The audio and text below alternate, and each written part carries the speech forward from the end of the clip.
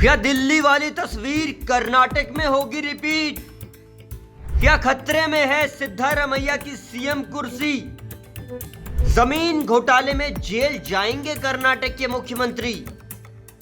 कर्नाटक के chief minister को आज हाईकोर्ट से बड़ा झटका लगा है और अब सिद्धारमैया सीधे सुप्रीम कोर्ट का रुख कर सकते हैं। दरअसल विवाद सिद्धारमैया की पत्नी को लेकर था। उन्होंने मुदा यानी मैसूर शहरी विकास प्राधिकरण से जो जमीन खरीदी उसमें गड़बड़ी पाई गई। इसके बाद राज्यपाल थावरचंद गहलोत ने कारण बताओ नोटिस जारी कर दिया। साथ ही सिद्धारमैया के खिलाफ जांच शुरू करने और मुकदमा चलाने की मंजूरी भी दे दी।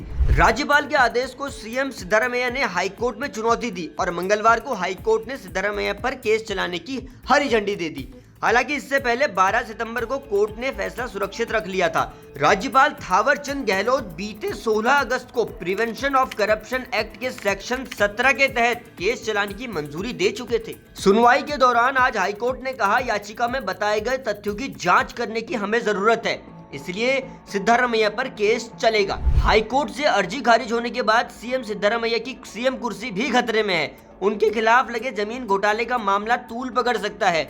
जाहिर है कर्नाटक की राजनीति में सियासी हलचलें तेज हो गई हैं। एक नजर पूरा मामला समझ लीजिए।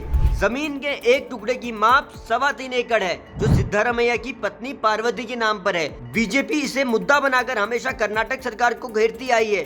पार्टी सीएम पर भ्रष्टाचार के आरोप लगाते हुए कई बार सीएम से इस्तीफे की मांग भी कर चुकी है। मामला जमीन घोटाले का है, इसलिए मुडा यानी मैसूर शहरी विकास प्राधिकरण का नाम इससे जुड़ता आया है। मुडा ने साल 1992 में रिहायशी इलाका बसाने के लिए किसानों से जमीन ली थी, लेकिन कुछ समय बाद यानी साल 1998 में जमीन का कुछ हिस्सा किसानों को वापस कर दिया था।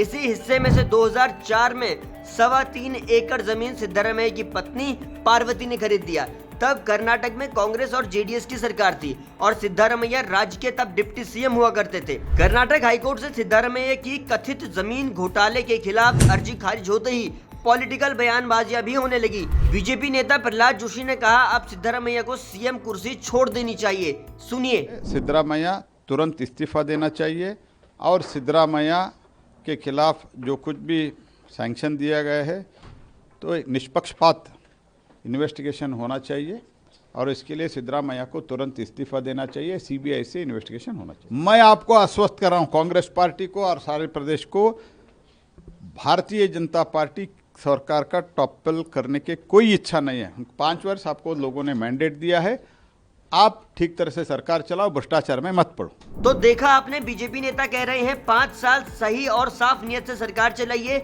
सरकार कुछ नहीं कहेगी। आप कर्नाटक के बीजेपी अध्यक्ष को सुनिए, उन्होंने कैसे सिद्धारमैया को कुर्सी छोड़ने की फिर से नसीहत दे दी। जो भी राज्यपाल ने निर्णय लिया है वो पूरा सही है। सो मुख्यमंत्री जी को ये जजमेंट को मानते हुए तुरंत इस्तीफा देना चाहिए। नहीं, भारतीय जनता पार्टी, हम लोग भी आरोप किए थे भ्रष्टाचार के मामले में सिद्धारमैया के खिलाफ।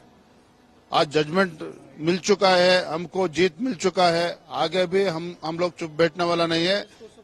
डेफिनेटली हम लोग सीनियर लीडर्स के साथ बैठ के हम लोग आगे क्या करना है इसके बारे में हम निर्णय लेंगे। जिन राज्यों में बीजेपी की सरकार नहीं है वहां आए दिन कई घोटालों की पोल खुलना और ईडी सीबीआई के छापेमारी की खबरें आती हैं। ऐसे में कर्नाटक से ये खबर वहां की सरकार के लिए भूचाल ला सकती है। खतरा सीएम सिद्धारमैया की कुर्सी पर मंडरा रहा है। क्या सिद्धारमैया बचा पाएंगे अपने सीएम कुर्सी? कहीं दिल्ली वाली तस्वीर कर्नाटक में ना हो जाए रिपीट। हमारी पैनी नजर इस पूरे मामले पर बनी हुई है। आप देखते रहिए जनसत्ता।